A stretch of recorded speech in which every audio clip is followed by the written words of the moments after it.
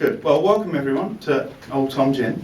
The tasting and the talk is a subject I've been interested in for a long time, and it fits in somewhat with this book that I've just written, which is not published yet, but if you go up to the White Mule their desk, you'll be able to pick up hopefully one of these sort of a teaser chapter, which actually is on Old Tom Gin. So that's so there's an advantage there.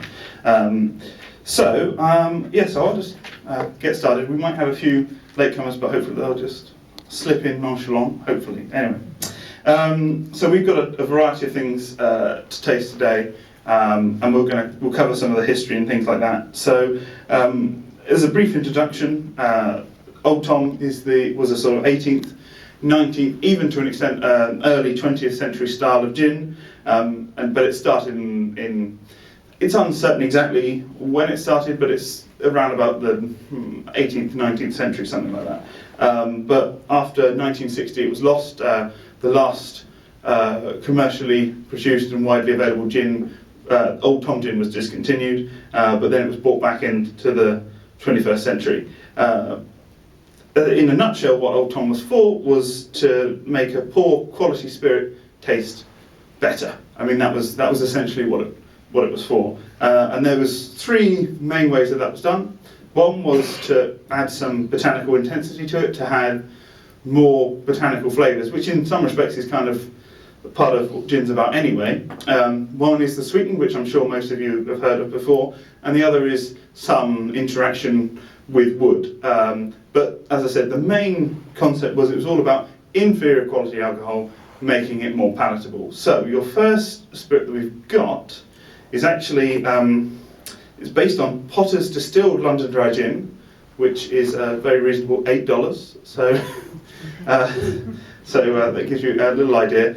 On its own, it was quite a bland product, so it was a great base to, and it wasn't very palatable to drink on its own, so it was a great base to experiment with this concept. This is not intended to be a style of Old Tom Gin, nor any sort of recreation. It's just a recreation of the motivation of making Old Tom. It's a way of playing around with the spirit to make it more palatable. That's basically what I've done. So if you want to take your, you start on your left. So it should be a sort of ambery gold colour. So this is your first one. And this took 18 hours to make from the spirit, so it was so long. So you have there's a botanical infusion, some sweetness, and some wood interaction, I think I shall euphemistically call it. What size bathtub? Well, it was in bottle. Batched in bottle. So this was Potter's Gin, and you just infused it with different things? Yeah. It's a common juniper, Indian coriander, and that's it. But they were crushed, so that's part of what gives it that sort of intensity. And actually most of the colour comes from the botanicals. Yeah. It's not from the wood. It's from the botanicals. So it's just to give you an idea of, I mean, by no means is it a particularly great spirit at all, but it's certainly a lot more palatable than what it was. And if you have to work with poor quality, you know. I know what Potter's. You know that. I was hoping when I purchased it that it wasn't going to be one of these occasional situations where you end up with a cheap gin that's actually quite nice. You know, that has happened, and that was what. But luckily, I didn't have that. So apologies to the people at Potter's. But they got a plug, right? So okay. So I'll move on to a bit more of the history now. Some people that some of you that may have heard of or heard someone speak or mention Old Tom before might be familiar with a chap called Dudley Bradstreet, who was a bit of a jack of all trades by all accounts, but he wrote a memoirs in 1775 called The Life and Unusual Adventures of Dudley Bradstreet, and there's an account from 1750s following a tightening of the laws about selling gin, he'd found some loophole in this Parliamentary Act where essentially someone couldn't be prosecuted if the name of the person that was serving them wasn't known. That's the long and short of it. And so basically he had a sign of a cat, this cat shape sort of cut out with a little a tube that ran through it, and if you deposited a coin in it, he would pour some gin from inside the house, so you couldn't see it. It's like an early vending machine, was essentially what it was. And I think it's the connotation of cats and Old Tom gin, which is where this is kind of thought to be. Oh, this is where Old Tom gin comes from. But I didn't. Actually in this, there's the extract. I was like, shall I read it to you? And I thought, you probably don't want me reading to you. So like a bedtime story. So, but you can. The fuller thing is read there, and it's out of. I mean, you can read the whole thing if you like, because you can get a free ebook because it's out of any sort of copyright. But yeah, so I think that's probably where it came from, because actually in the text when he talks about it, he doesn't mention Old Tom at all. It's not mentioned at all. So there's no mention of what sort of gin it was. It was just whatever the gin was at the time, and that was it. So so that was the first sort of the earliest sort of history, which actually wasn't really anything to do with Old Tom, but is often associated with the story. Really, one of the first solid mentions of Old Tom is from 1835, which is in the Evening Chronicle, and it was something that was written by Boz, which is a pen name for Charles Dickens, and he was describing the gin palaces, and in that it's a throwaway line. So it's kind of amusing that we're here talking about this as a sort of like a keystone in the history of this style of gin, and probably at the time it was very much a throwaway observation. And he describes these great casts up on the wall, and they're painted gold and green with a brass rail, and there is Old Tom, Young Tom, and Samson. And I have no idea what Samson is, and I've looked and I've never found anyone that knows, so that really is a long lost style that we have no idea what it is. But that was the first reference, and there was this Old Tom and this Young Tom, and obviously they were being stored in barrels at the same time. And around, so Old Tom, cat, we think probably not, because as we discussed, there's not this connection which is sometimes suggested with Bradstreet. But one of the other suggestions is it's a person. And certainly on some Old Tom gin bottles, they're referred to as Uncle Old Tom, which does suggest to be a person rather than a cat. I don't know if anyone has a feline uncle, but I know. And the Tom could possibly, I mean this is speculation, but it could possibly have been a chap called Thomas Chamberlain, who was of Hodges Distillery in Lambeth in London, which isn't there anymore. And sort of connected with this story is a suggestion that there was a label with an old man on it, and the Young Tom had this sort of young sailor on it, but the labels don't exist. There's not much account available. Well, not that I've seen anyway. So it's really sort of speculation, but there's that. So that's sort of where we are, and most of the distilleries were making Old Toms at those sorts of, around those sort of times. It was just very, very common. In 1903, there was a lawsuit in the UK between Board and Son, so Board, the gin company, and an individual called Hudden, who was making a slow gin and putting a cat in a barrel on it. And in these law reports, they proved that they'd used the cat and barrel as a sort of logo since 1837, and they'd registered it. Oh, that's me. I was just scratching my. There we go. That was what it was. Apologies for that. And they'd registered it as a trademark in 1849, and so it was established legally that they were the first to connect Old Tom and cat in a barrel. And actually, they actually talk about how they were ridiculed by their contemporaries, who were sort of like, "Why on earth are you putting a cat on a bottle of gin? What's that all about?"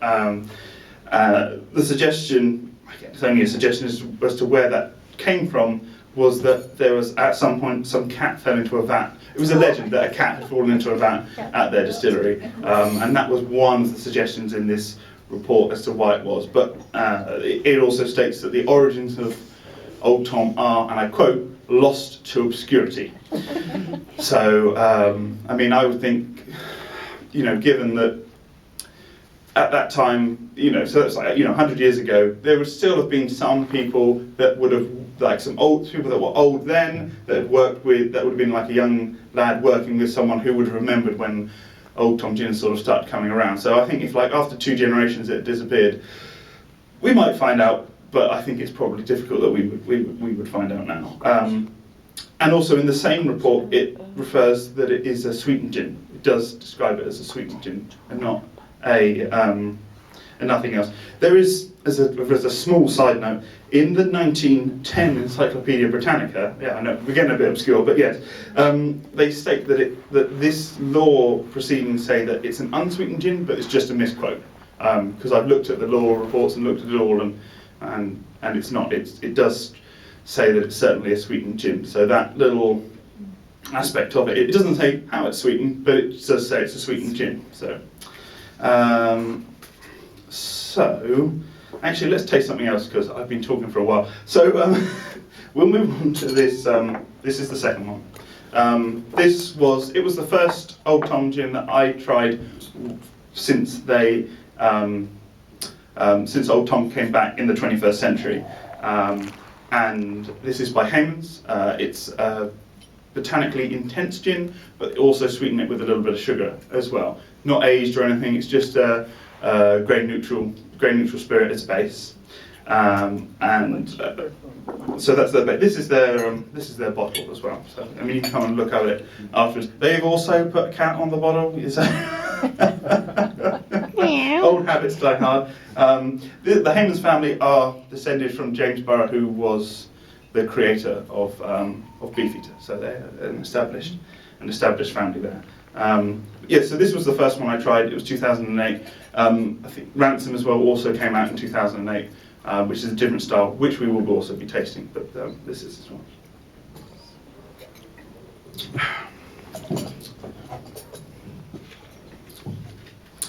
What people think of this one?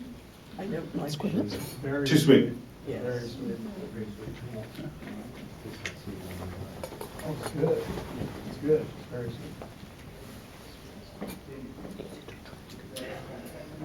Okay.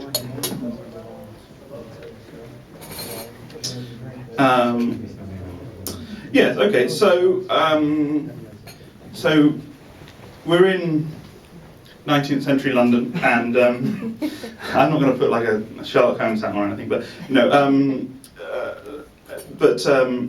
so as I said, at this time, all the larger gin houses were being established. Booth's was there in 1740, and then you had Tanqueray and Gilbey's and Gordon's and Beefeater, and all these larger houses were starting up. And as I mentioned, a lot of them made Old Tom gin as well at the same time.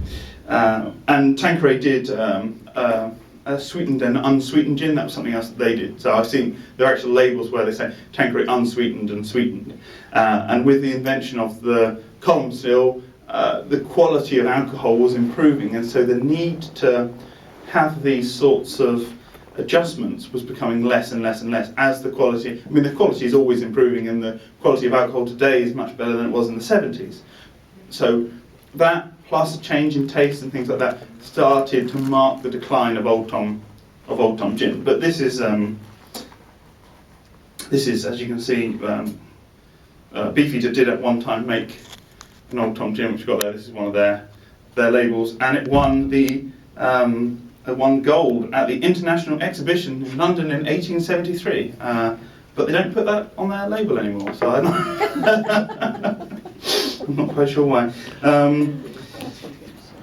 So we move on to the 20th century, and Old Tom gin was still popular around the time of when a lot of the classic cocktail books came out, like things like Jerry Thomas and things like, and even later into the early 20th century, it was still found a lot. And that's actually part of my fascination from it, was looking at these old recipes when you couldn't get Old Tom and sort of thinking, well, how can I make this cocktail accurately without that? And so then, by the 1960s, as I mentioned previously, the last Old Tom gin was discontinued, which was Gordon's, and I've got an advert here, which it's not very easy to see, but it's from the 1930s, and it says Gordon's Old Tom gin, and it says Gordon's dry gin, which is just their standard gin, sweetened with pure cane sugar, and that was all it was. It was Gordon's gin with a bit of sugar added to it. It was as simple as, by that, there was nothing else. That was how they were doing it. So it really was just a sweetened gin, sweetened with sugar. That was what they were doing. I've also got, as I was saying about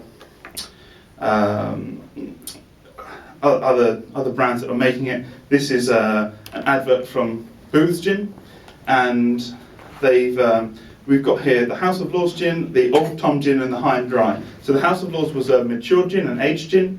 Their Old Tom, which I'll read the description because again it's quite small. But they say Booth's Old Tom is a rich, full flavoured gin and is always has dependable purity and quality. It possesses a unique softness and delicate sweetness, and has particular appeal to many discriminating tasters. So there you go.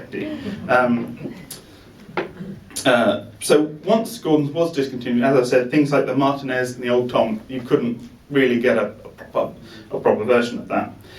So now we move to the 21st century, which is the exciting bit, because this is where most of these, well, actually all of these spirits come from, which means we can do a bit more tasting. So as I said, we had Hayman's in 2008, and that was your second one. There was Hayman's, but I think today there is over a dozen, and there's I can't remember exactly how many there are in this, but it's probably around that number that I've tasted and written tasting notes for. Broadly, I put them into 4 categories, and this is only my categorization, just to help me sort of think about it. You have the sugar sweetened, which is your Hayman's. You have your botanically sweetened, which is the Jensen's here, which, yeah, let's taste that now, why not? So that's your next one, your number 3. So this is bottled at 43 ABV. It's based on an 1840s recipe, and it is sweetened, but it's not sweetened with sugar. It is sweetened by having a greater sort of botanical focus on licorice root. So that's where the sweetness comes from. And the idea of having licorice root instead of sugar was at times sugar would have been seen as prohibitive in terms of a cost in certain situations. So it was an alternative. It depends where you were, I suppose, how expensive it is, and what the time was, whether you were at war with someone or something, that sort of thing. Yeah, that was yes, sweetened and as an alternative to sugar. I've only ever had one other that was botanically sweetened, but it was a very limited thing, which was released in 2007. So pretty much this is the only botanically sweetened one that you get. It's made in London, and there's also a dry gin that accompanies it as well. What's it sweetened again? Licorice root. Licorice.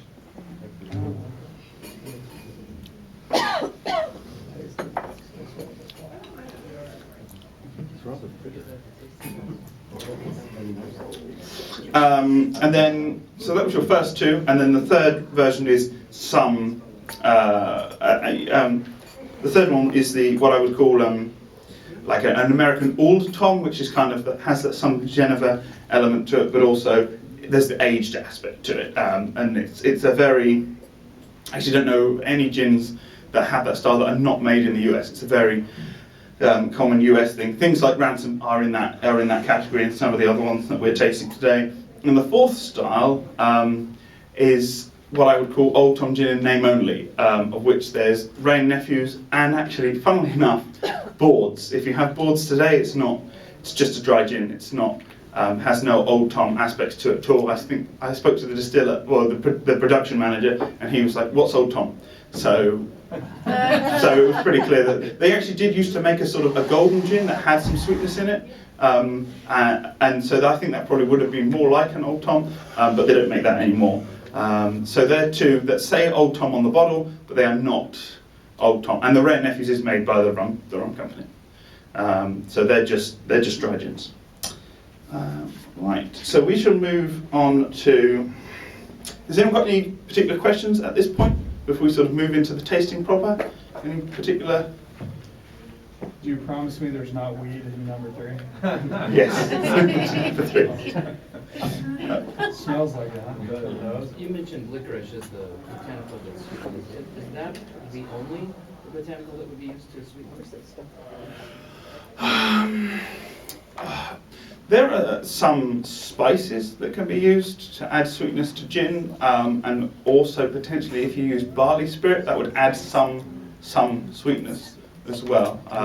Green aniseed does the same. That's true. Yeah. There's a lot of flowers that can be used, a lot of floral type additives that are sweetening, and Morris Ray will also have a lot of sweetening. Yeah, that's true. Oh, yeah, Orange would give you something.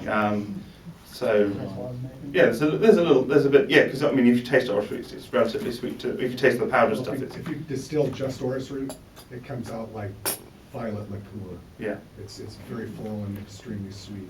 So there's a bit of potential for sort of playing around, but from the historical point of view, it was licorice. That was what was being used. So we'll move on to number 4. There's another English one. This is Hammer & Sons Old English Gin, which is based on a 1783 recipe, so a very early recipe, and that's why you have the Old English Gin as opposed to the old Tom. It has it's 11 botanicals in there. The 6 classic: juniper, coriander, angelica, lemon, orris, and orange. There's also cassia, licorice, cinnamon, and nutmeg. The other one is seen as a bit of a secret, but actually it's sort of hidden into the label, and there's a cardamom pod up here, so it's cardamom, and cardamom is the 11th botanical. It is sweetened a little bit. It's 4 grams per litre, and these are actually old champagne bottles, so they're reused old champagne bottles with a silk printing on the front. And this is this one here. And this is 44 ABV as well. Really good. Any thoughts on this one? Did you say the last botanical was cotton? Cardamom, sorry. Okay, Yeah. pardon me. I didn't- That's all. This, I was like, wow. to my mind, seems quite well balanced. That's Yeah, it's a small Yes. bit of sweetness that yes, they've yeah, added to it. So. absolutely. Just enough sweetness to give a roundness on the palate without the. Yeah, I mean, I like it very much as a spirit, and it will, and I think it's an interesting aspect, which is that I wonder if you had. I think it only tastes as good as it does because you have good quality spirits there. I'm intrigued. I mean, that's the case with all of these. No one's using inferior quality spirit because why would you? So no one is making that really. That actually like a real recreation of an Old Tom, but like I say, I'm not really sure why you'd want to drink something that was full of impurities and things like that. But I think that that's part of where we are now, and that's why you can have these sort of styles, and you can have a spirit like this, whereas you might not be able to have. It wouldn't have tasted as good, I don't think, because you would have had so clean the base. Good question. Yeah. Oh, sorry. Yes, you did have a question. My apologies. Are these intended as ranging in quality, of increasing quality, rather? No, they are designed to, in terms of what you've got here, The order that was they are to coincide with the talk to a large extent. Apart from the first one, because the first one doesn't really have a really strong taste, that's why I put the aged ones towards the end, so that you can taste some of the unaged, the white spirits first. That's typically the reason for doing it, so I don't bust your palate. So, right, just check the time. Good. So, any questions at this particular time? No, I shall move on to the next one then. So, so we've got Sound Spirits next, which is a Seattle-based Old Tom. So that's good to get a bit of localness in here. So this is made at Sound Spirits, and it's bottled at 40% ABV. It's rested with oak chips for about a month. I mean, it's worth noting with a lot of aged gins as well, but also aged Old Toms. Often there's this real fascination and such a focus on exactly how long things are aged for. But I think to a large extent, a lot of this is about when it's ready, because there's so many variations on what you're doing. And certainly that would have been more of a case traditionally. It would have been more of a when it was ready, not a, right, that's, 24 days and no hours, no minutes, no seconds kind of thing, take it out. So Sanskrit also make an ebb and flow gin, which is very good if you get a chance to try it. Really like that one. But this uses less juniper and more spice than the ebb and flow. So that's slightly, there's a sort of a treat then. Then the ebb and flow is the more of the classic sort of style of the gin. Yes, I've tasted that as well. So you've got some colour there, but it's a little bit lighter. But when you're talking about older styles of aging and things, a lot of the barrels that were used were used for store. I mean, this is more aged gin, but it fits in.